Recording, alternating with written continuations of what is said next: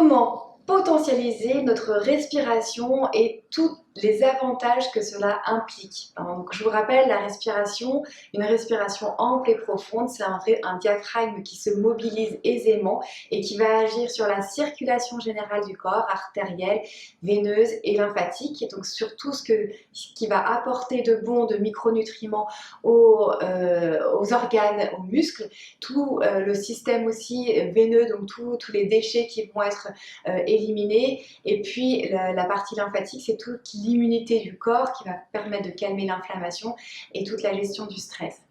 Et le diaphragme, eh bien dans notre corps, on n'en a pas qu'un. Donc pour pouvoir potentialiser tous ces effets bénéfiques sur notre corps et qu'on instaure un cercle vertueux, eh bien il faut pouvoir respirer en conscience et en mobilisant les 4 diaphragmes qu'on a dans le corps.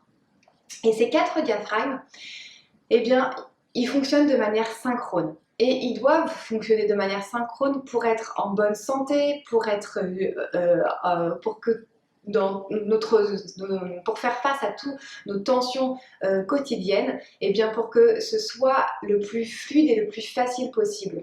Un corps qui doit aller chercher dans ses ressources pour produire un petit effort, et bien c'est un corps qui s'épuise. Et c'est souvent, on retrouve aussi à l'inverse, chez les personnes qui sont très fatiguées, qui sont avec des tendances un peu dépressives, à broyer du noir, à être complètement décalées, quand toutes ces expressions aussi, être à côté de ses pompes, avoir la tête dans les nuages, en avoir plein de dos, tout ça, et bien ça peut, toutes ces expressions qui montrent un peu ce qu'on vit intérieurement, on retrouve souvent un asynchronisme de ces diaphragmes, comme si on était un peu coupé. Et cette force, on a besoin de la retrouver aussi, c'est ce qu'on regarde beaucoup aussi en ostéopathie. Donc les 4 diaphragmes, on a le premier, il est au niveau du périnée, au niveau du bassin, du pelvien. Le diaphragme, c'est le diaphragme sous les côtes, qui est le diaphragme thoracique. Donc il y a la partie, le diaphragme, il est sous forme de double coupole au niveau des côtes. Et puis dans le dos, il est sous forme, c'est 2 piliers comme ça qui s'accrochent dans le dos au niveau des lombaires. Et les 2 coupoles sont en toile de parachute, comme en fait le diaphragme au niveau du périnée. Il est aussi en toile, on a souvent cette image, d'ailleurs la très mauvaise image du périnée qui est sous forme de hamac. Et bien non, en fait c'est sous forme de coupole. Un autre diaphragme au niveau de l'orifice supérieur du thorax. Et puis le 4e diaphragme au niveau de la base du crâne, juste au-dessus, tout en haut des cervicales, vraiment au niveau du crâne. Donc ces 4 diaphragmes s'élèvent et s'abaissent de manière synchrone. Et puis ces 4 diaphragmes, ils sont relevés, donc ce sont des séparations qui sont transversales. Voilà, elles sont transversales et elles sont reliées par derrière par ce qu'on appelle la dure-mère. La dure-mère, c'est un phylum en fait qui relie le crâne, qui part d'un point là qu'on appelle la glabelle entre les yeux et qui s'attache à l'intérieur du crâne par plein de fascia, qui prend le relais, qui s'attache au niveau de la base du crâne et qui descend le long de la colonne vertébrale et qui vient s'insérer jusqu'au coccyx. Donc ça descend tout bas, tout bas, tout bas, le coccyx qui est la dernière pièce osseuse de la colonne vertébrale. Et donc c'est ce phylum-là, ce qu'on est appelé la dure-mère.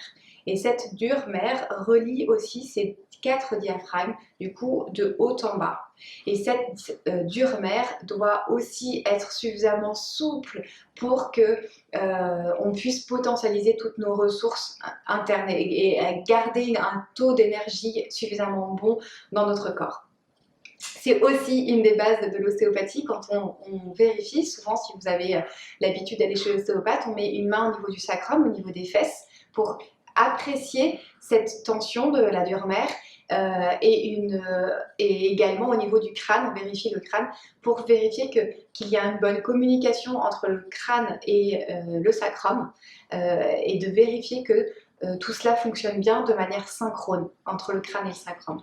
Et faut bien avoir cette chose en tête que du coup quand on tombe fortement sur les fesses, et ben ça peut se répercuter jusqu'au crâne par cette dure-mère et inversement quand des chocs aussi au niveau de la tête peut se répercuter au niveau du crâne et cette dure-mère peut être comme si elle était complètement figée et ne plus avoir de capacité d'adaptation et de mobilisation. Et puis la dure-mère aussi, on a toute une communication devant par tous les fascias avec la gaine viscérale. Du coup, ce qu'on appelle le tendon central qui vient devant. Et puis, il y a d'autres noms de fascias qui prennent le relais avec l'oracle, etc. Enfin, peu importe les noms, mais en tout cas qui viennent devant jusqu'au pubis. Et puis entre le pubis et puis donc, il y a ce diaphragme-là, le périnée. Et donc ça fait comme une circulation de toute l'énergie qui va derrière par la dure-mère et devant par le tendon central et tous les fascias antérieurs du corps. Et une communication transversale par ces 4 diaphragmes.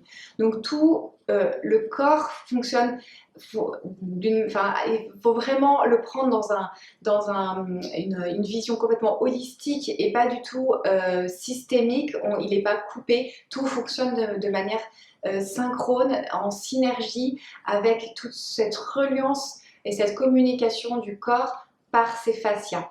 Et c'est aussi pour ça que c'est important d'avoir des fascias souples pour que la communication puisse être aisée entre tous ces différents systèmes du corps.